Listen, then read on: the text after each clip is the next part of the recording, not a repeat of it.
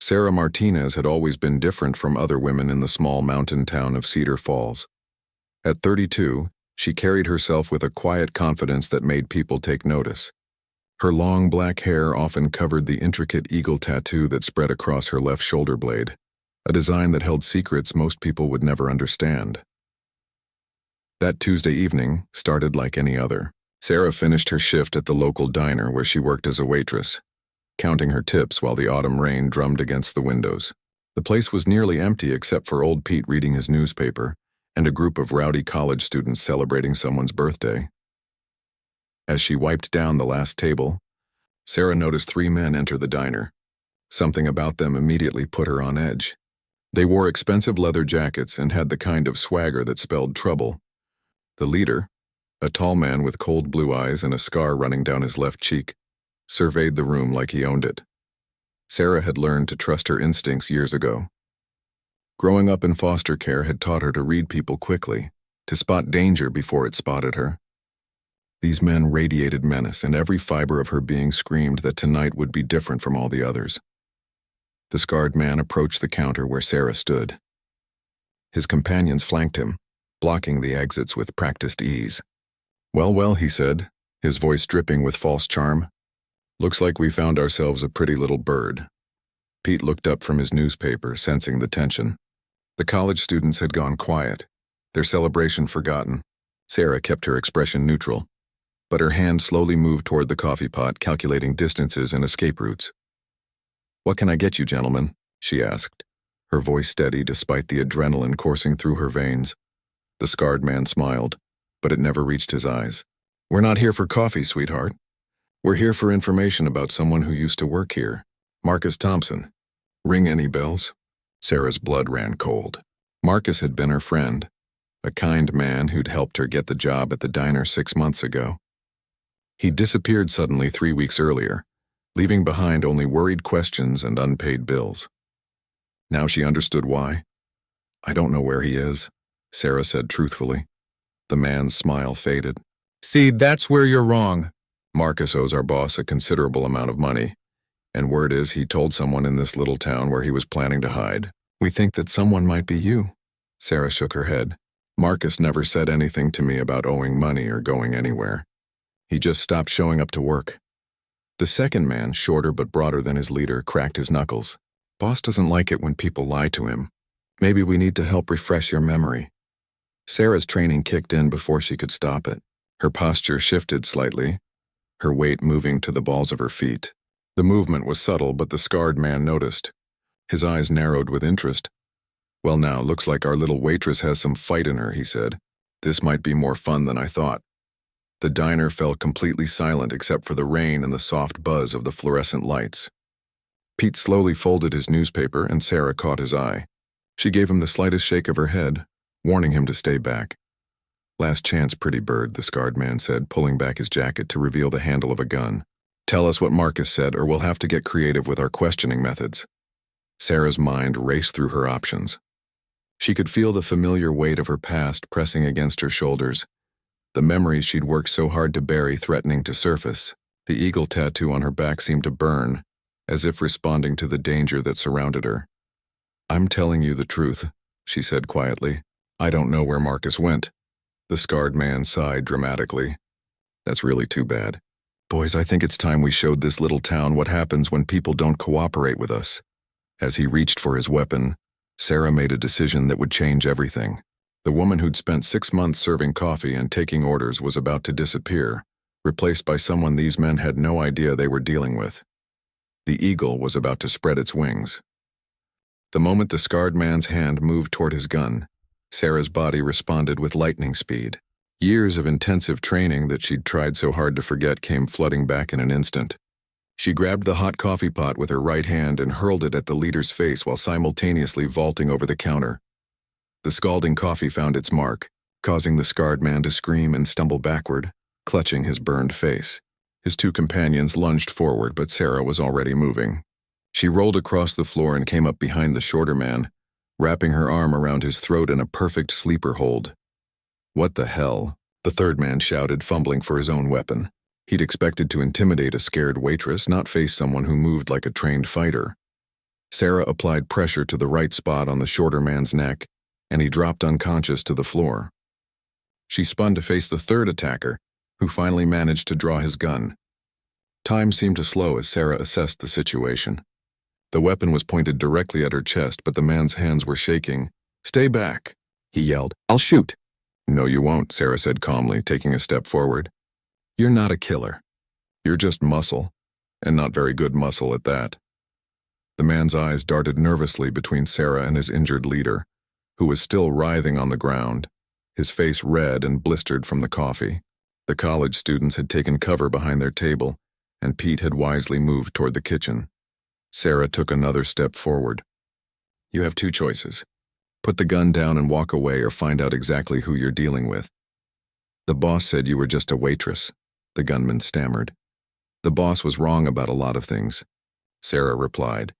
The scarred man finally managed to pull himself together enough to look up at Sarah through watery, pain-filled eyes. For the first time since entering the diner, he seemed genuinely worried. "Who are you?" he gasped. Sarah reached behind her neck and pulled her long hair forward over her left shoulder, fully exposing the intricate eagle tattoo that covered her shoulder blade. The design wasn't just beautiful artwork. It was a symbol that certain people in certain circles would recognize immediately. The gunman's face went white when he saw it. His weapon slowly lowered as understanding dawned on him. "Oh no," he whispered. "Oh no, no, no." The scarred leader struggled to focus through his pain and saw the tattoo. His expression changed from anger to fear to complete terror in the span of seconds. "That's not possible," he croaked. "You're supposed to be dead." "Reports of my death were greatly exaggerated," Sarah said quietly. "Though the same can't be said for people who threaten innocent civilians." The standing gunman was already backing toward the door. "We need to leave. Right now." "Smart man," Sarah said. "But first you're going to explain why you're really here. Because this isn't about money Marcus owes your boss. Men like you don't come to small mountain towns over gambling debts." The scarred man tried to get to his feet but collapsed back down, his face a mess of burns and blisters. "We can work something out," he said desperately. "The contract was issued before we knew who you were." "Contract?" Sarah's voice dropped to a dangerous whisper. "Someone put a hit out on me?" "Not on you," the gunman said quickly. "On Martinez." Sarah Martinez, small-town waitress. "Our intel said you were just a regular person who might know where Marcus went." "Nobody told us you were her." Sarah felt ice form in her stomach. Someone had found her. After 3 years of hiding, of building a normal life, her past had finally caught up. The question was who had tracked her down and why they wanted her dead. "Your boss has a name," she said. The scarred man and his standing companion exchanged glances. They were clearly more afraid of Sarah now than they were of their employer, which told her everything she needed to know about her reputation. "Vincent Kozlov," the gunman finally said. "He runs operations out of Seattle. But like I said, he thought you were just a regular person. This changes everything." Sarah knew the name. Vincent Kozlov was mid-level organized crime, someone who handled the dirty work for people with much more power and much more to lose. If he'd been contracted to eliminate her, it meant someone bigger was pulling the strings. "Who gave Kozlov the contract?" she asked. Both men shook their heads. "We don't know," the scarred man said through gritted teeth. "We're just the cleanup crew." Sarah believed them. Men like these weren't trusted with important information. They were pointed at targets and told to eliminate problems. The fact that they'd been sent after her meant someone had discovered her new identity and wanted her eliminated before she could become a threat. The question was whether they'd already reported back to Kozlov that they'd found her. Sarah moved closer to the two conscious men, her movements fluid and predatory. The college students remained hidden behind their table, too terrified to move. Pete had disappeared into the kitchen, probably calling the police, though Sarah hoped he wouldn't. This situation required a different kind of resolution. "Have you reported back to Kozlov yet?" she asked. The gunman shook his head frantically. "We were supposed to call after we finished questioning you. He's expecting to hear from us in an hour." Perfect. That gave Sarah time to think and plan. She looked at the unconscious man on the floor, then at the two who were very much awake and very much regretting their career choices. "Here's what's going to happen," Sarah said, her voice carrying the authority of someone accustomed to being obeyed. You're going to call Kozlov and tell him that Sarah Martinez was a dead end. Tell him she didn't know anything about Marcus Thompson and that you're heading back to Seattle. But what about when he finds out you're still alive? The scarred man asked, wincing as he tried to sit up. Let me worry about that, Sarah replied. Your only concern right now is convincing me not to kill all three of you. The threat wasn't empty, and both men knew it. The woman standing before them was no longer the friendly waitress who'd served them coffee and smiled at customers. This was someone who'd earned a reputation fearsome enough to make hardened criminals tremble. The standing gunman slowly holstered his weapon. What guarantee do we have that you won't come after us later? You don't, Sarah said simply. But you have my word that if you walk away now and never come back to Cedar Falls, you'll live to see tomorrow.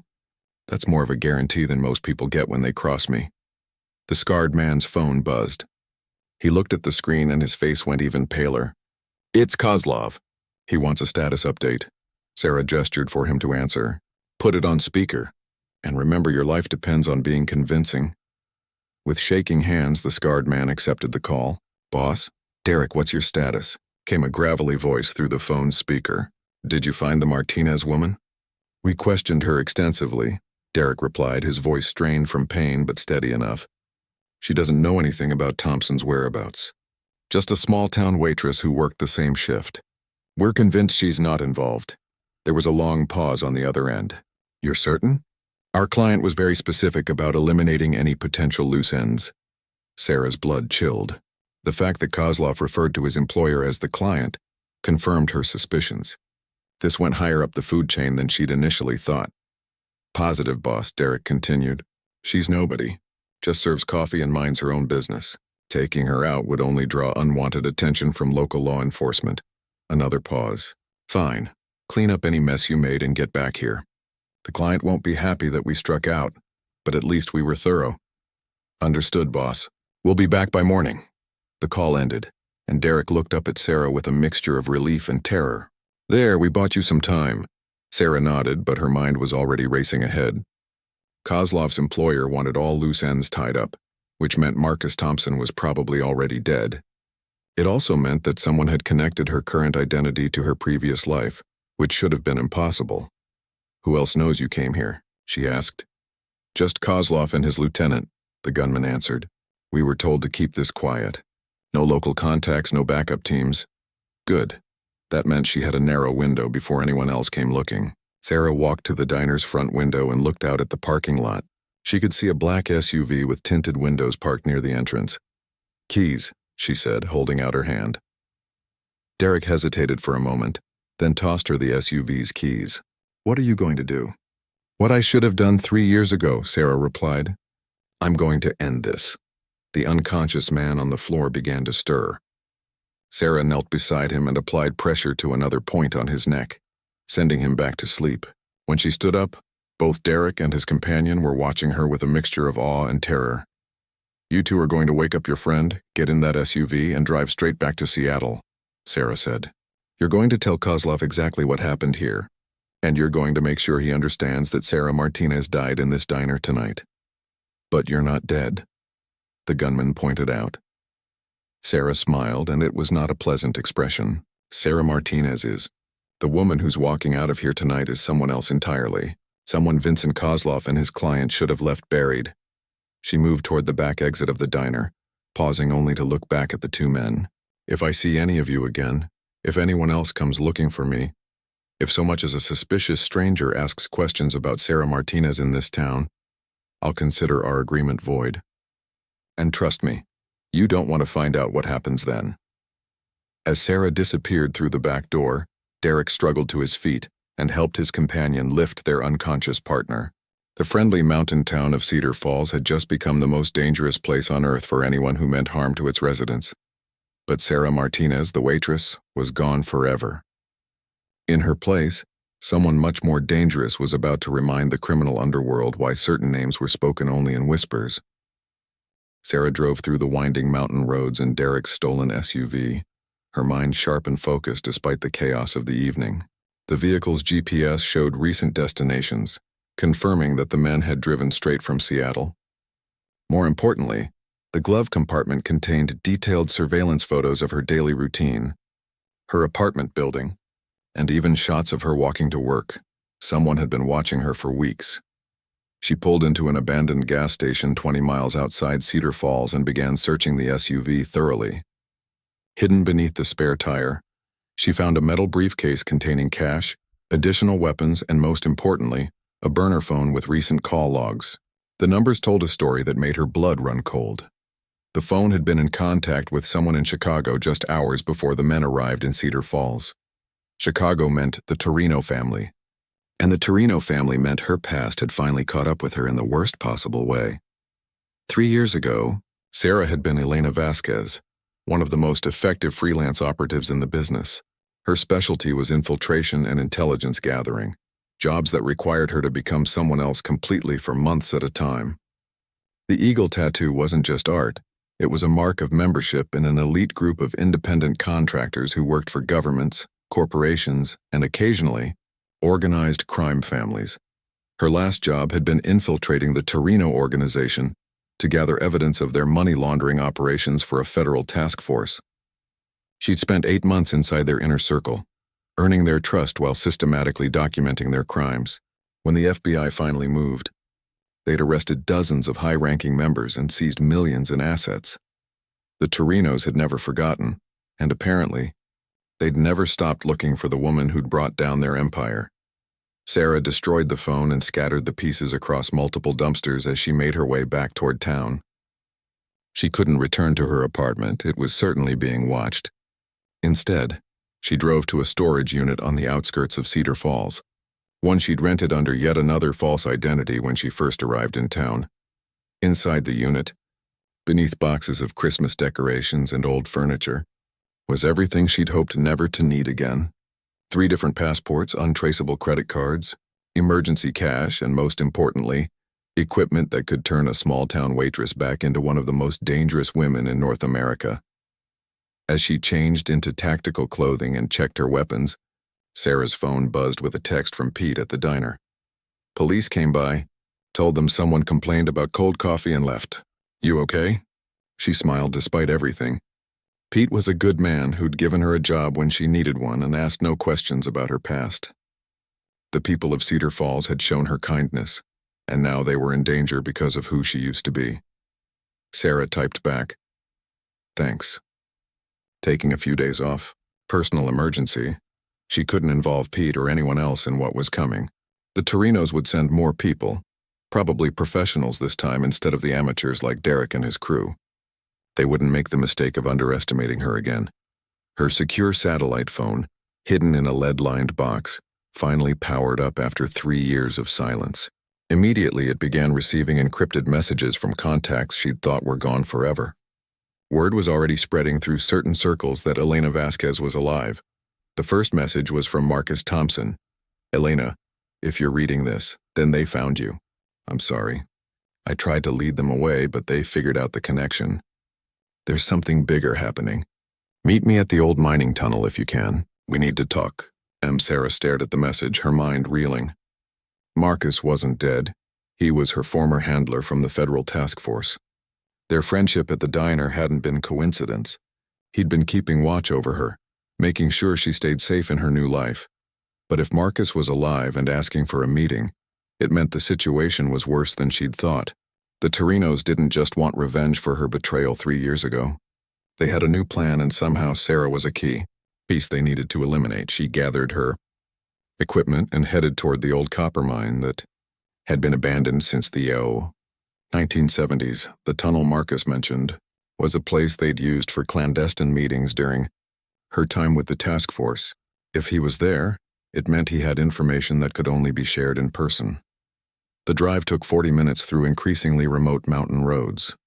Sarah's enhanced awareness picked up everything around her. The way the wind moved through the trees, the distant sound of an owl hunting, the placement of every shadow that could hide a sniper. Her civilian life in Cedar Falls had been peaceful, but it had also made her soft. Now she felt the familiar edge returning, the hypervigilance that had kept her alive in hostile territories around the world. The mine entrance was hidden behind overgrown vegetation and rusted warning signs. Sarah parked a quarter-mile away and approached on foot, using night vision equipment to scan for threats. The area appeared empty, but she'd learned never to trust appearances. Inside the tunnel, a small LED light provided just enough illumination to see Marcus sitting on an old wooden crate. He looked older than she remembered, his brown hair now streaked with gray and deep lines around his eyes. But when he smiled, she saw the same warmth that had made him such an effective handler. "Hello, Elena," he said quietly. "I've missed working with you." "It's Sarah now," she replied, though they both knew that particular fiction was over. "What's so important that you risked both our lives to meet here?" Marcus's expression grew grave. "The Torinos didn't just put a price on your head for revenge. They need you dead because you're the only person who can identify someone they're about to put in a very important position." Sarah felt the pieces clicking together in her mind. "Someone I met during the infiltration. Someone who wasn't arrested. Someone who convinced the family he was clean when the FBI came calling," Marcus confirmed. "Someone who's been slowly rebuilding their operation from the inside for the past 3 years. And next week, that someone is going to be confirmed as a federal judge." Sarah felt the weight of revelation settle over her like a lead blanket. "Judge Patricia Brennan," she said, the name rising from memories she'd tried to bury. "She was the Torino family's inside contact in the district attorney's office." Marcus nodded grimly. "You photographed her accepting envelopes of cash from Vincent Torino Sr. himself. But when we raided the family, she managed to convince everyone she was conducting her own undercover investigation. She even provided testimony that helped convict some of the lower-level operatives. Testimony that was carefully crafted to eliminate her competition within the organization," Sarah realized. "She used the federal investigation to clean house and position herself as the Torino's primary legal asset." "Exactly. And in 6 days she'll be confirmed to the federal bench with a lifetime appointment. Once that happens, the Torinos will have a sitting federal judge in their pocket. They'll be untouchable." Sarah leaned against the tunnel wall, processing the implications. A corrupt federal judge could dismiss cases, influence sentencing, and provide advanced warning of investigations. It would make the Torino family more powerful than they'd ever been before. "The photos I took," she said. "Please tell me the originals still exist." Marcus reached into his jacket and pulled out a small encrypted drive. "Everything's here. Bank records, photographs, recorded conversations. Enough evidence to not only stop Brennan's confirmation but to put her away for decades. Then why haven't you used it? Because the moment we surface this evidence, every intelligence agency in the country will want to know where it came from. Your cover identity would be blown. And not just with the Torinos. Every criminal organization you've ever infiltrated would know Elena Vasquez is alive and where to find her." Sarah understood the impossible choice Marcus was presenting. She could stop a corrupt judge from gaining unprecedented power, but only by sacrificing the quiet life she'd built in Cedar Falls. More than that, she'd be painting a target on her back that would never disappear. "There has to be another way," she said. "There is," Marcus replied, "but you're not going to like it." Before he could explain, Sarah's enhanced hearing picked up the sound of vehicles approaching through the forest. Multiple engines moving slowly with headlights off. Professional operators using the same stealth approach she would have chosen. "We've got company," she whispered, drawing her sidearm. Marcus was already moving, switching off his LED light and pulling his own weapon. "How many?" Sarah closed her eyes and listened. 2 vehicles, probably 6 to 8 people total. "They're surrounding the mine entrance." "Kozlov's people?" "No," Sarah said, recognizing the disciplined approach. "These are federal agents. Someone tracked us here." They moved deeper into the tunnel system, using the maze of abandoned mining shafts to put distance between themselves and the entrance. Sarah's night vision equipment gave them an advantage, but it wouldn't last long once the agents brought their own tactical gear to bear. "Marcus," she said as they moved through the darkness, "what was the other way you mentioned?" "Brennan doesn't know you're alive," he replied. "The Torinos hired Kozlov but didn't tell him why eliminating Sarah Martinez was so important. If we can make Brennan believe you died in that diner tonight, she might relax her guard. And then Elena Vasquez makes one final appearance at Brennan's confirmation hearing. You testify publicly about what you witnessed, present the evidence, and disappear forever before anyone can retaliate." Sarah considered the plan as they navigated through the tunnel system. It was bold, dangerous, and would require perfect timing. But it would also ensure that justice was served while giving her a chance to vanish completely afterward. "The agents outside," she said. "Are they here to help or arrest us?" "Unknown," Marcus admitted. "I reached out to some old contacts about Brennan's situation. It's possible word got back to the wrong people. They reached a junction where 3 tunnels branched off in different directions. Sarah could hear boots echoing from the entrance, along with the crackle of radio communications. The agents were moving methodically, sealing off escape routes. There's an old ventilation shaft about 50 yards down the left tunnel, Marcus said. It connects to the surface near the equipment shed. We can reach it if we move now. What about after that? Where do we go? Marcus smiled in the darkness. I have a safe house about 2 hours from here. We can plan our next move there. Sarah made her decision. All right. But after this is over, after we stop Brennan, I want out completely. New identity, new life, somewhere the Torinos and everyone else will never find me. Deal, Marcus said. Now let's move before those agents decide to use flashbangs to clear the tunnels. They began moving toward the ventilation shaft, but Sarah couldn't shake the feeling that something was wrong. The federal agents' approach was too convenient, their timing too perfect. Either someone had been monitoring their communications or this meeting had been a trap from the beginning. As they reached the base of the ventilation shaft, Sarah heard something that made her blood freeze. One of the agents was calling out instructions, and she recognized the voice. It was Derek, the scarred man from the diner. The same Derek who should have been driving back to Seattle. Terrified and defeated Marcus, she whispered urgently, "We've been set up." But when she turned around, Marcus was pointing his gun directly at her chest, and his expression was no longer friendly. Sarah stared at the man she'd trusted, her mind racing through the implications of his betrayal. How long, Marcus? How long have you been working for them? Since the beginning, Marcus said, his voice carrying a mixture of regret and resignation. The federal task force was never about bringing down the Torinos. It was about identifying their weaknesses and eliminating their competition. You were the perfect tool for that job. And Judge Brennan is exactly where she needs to be. Her confirmation will give us unprecedented access to federal investigations and prosecutions. The Torino family will become the primary crime organization on the West Coast with federal protection. Sarah felt the familiar calm that came before violence. Her body was already calculating angles, distances, and probabilities.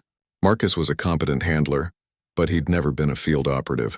More importantly, he was underestimating her one final time. The evidence on that drive, she said, keeping her voice steady. Was any of it real? Oh, it's all real, Marcus replied. But it's not going to any federal prosecutors. It's going to Brennan herself. Insurance that she'll remain loyal to the family. Your photographs will ensure her cooperation for decades to come. Above them, Sarah could hear Derek and his team moving through the mine tunnels. They were taking their time, confident that their prey was trapped. That confidence would be their downfall. There's one thing you miscalculated, Marcus, Sarah said. What's that? You assumed I came here alone. Marcus frowned, confusion flickering across his face.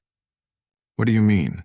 Sarah smiled, and in that expression, Marcus finally saw the predator he'd helped create.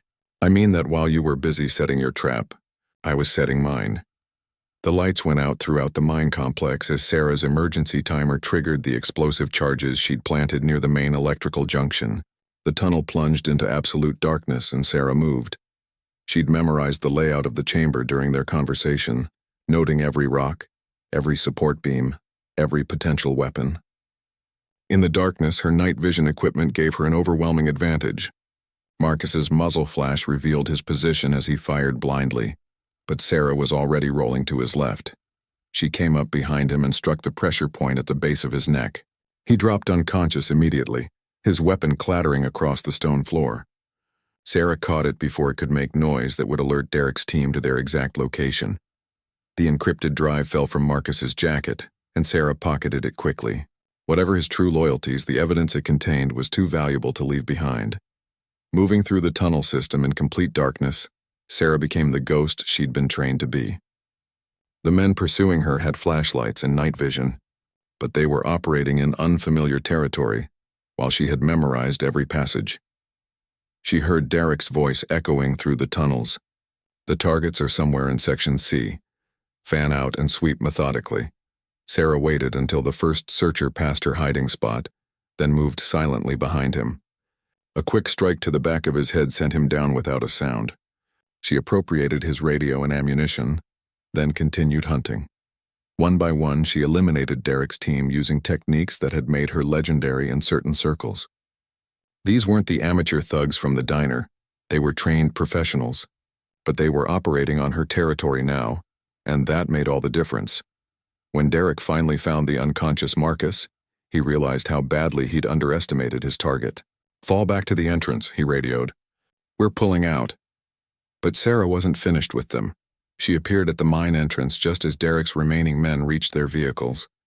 In the moonlight, her eagle tattoo was clearly visible, and her weapons were trained on the group with deadly precision. "Going somewhere?" she asked.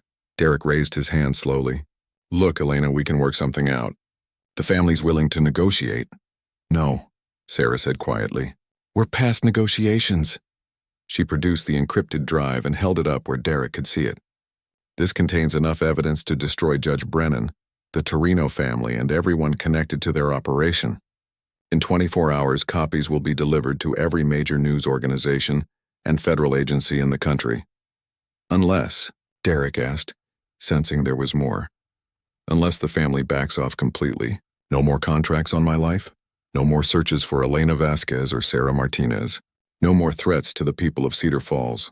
I disappear forever, and they forget I ever existed."